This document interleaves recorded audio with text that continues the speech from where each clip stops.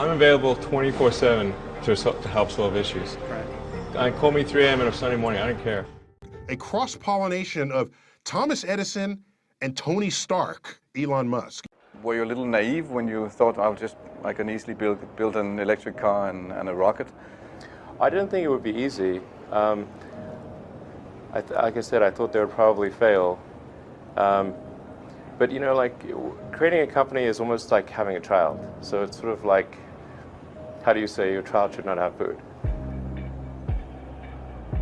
So once you have the company, you have to feed it and nurse it, and take care of it, even if it ruins you. Yeah.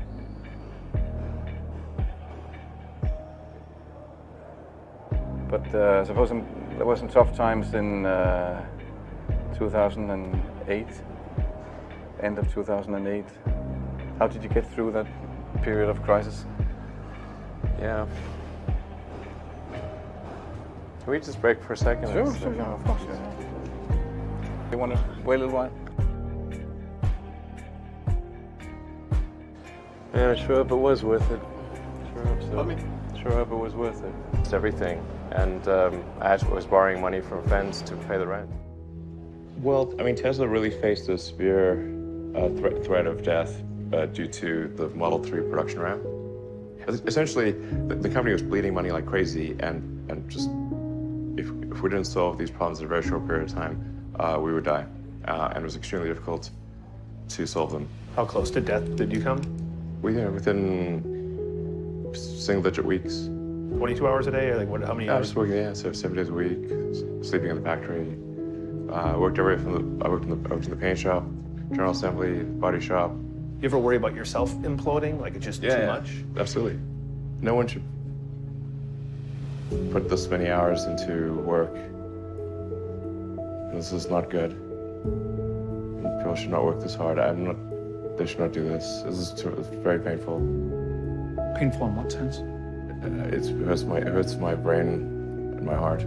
Where do you come up with your best ideas? Are you on vacation, or are you kind of just like in the middle of the night you wake up and start drawing things down? Or You know, sounds really cliche, but like the shower is probably like you know, wake up and go to shower in the morning. And I think actually what's really happened is kind of stuff is percolated in the subconscious. Right.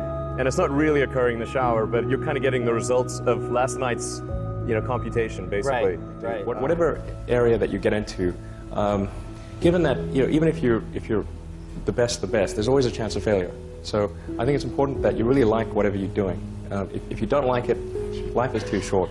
You know, I'd say, and also if you like what you're doing, you think about it even when you're not working. I mean, it's something that your mind is drawn to, and if you don't like it, you just really can't make it work, I think.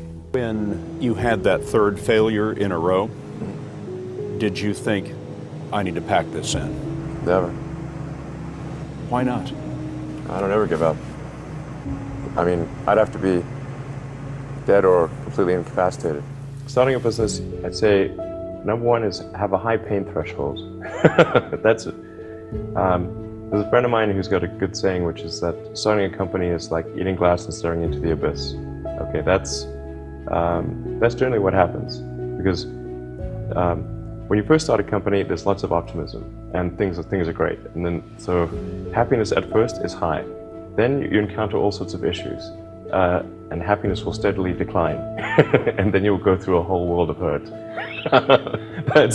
And then eventually, if you succeed, and in most cases you will not succeed, and Tesla almost didn't succeed, came very close to failure. Then if you succeed, then after a long time you will finally get back to happiness. I think too is you've got to make sure that whatever you're doing is a great product or service. It has to be really great. And I go back to what I was saying earlier, where if you're a new company, I mean, unless it's like some new industry or new market that, if it's an untapped market, then you have more ability to, the standard is lower for your product or service. But if you're entering anything where there's an existing marketplace against large entrenched competitors, then your product or service needs to be much better than theirs. It can't be a little bit better, because then you put yourself in the shoes of the consumer and they say, why would you buy it as a consumer? You're always going to buy the trusted brand unless there's a big difference. So a lot of times, entrepreneur will come up with something which is only slightly better. And it can't just be slightly better. It's got to be a lot better. Number 3, I'd say, is constantly seek criticism.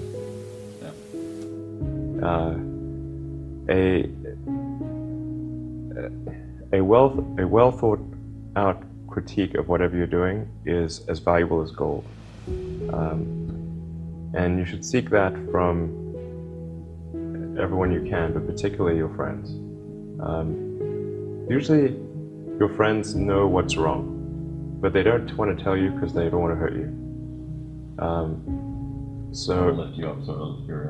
yeah. So they'll say, oh, I wouldn't encourage my friend, so I'm not going to tell him what I think is wrong with this product. Yeah.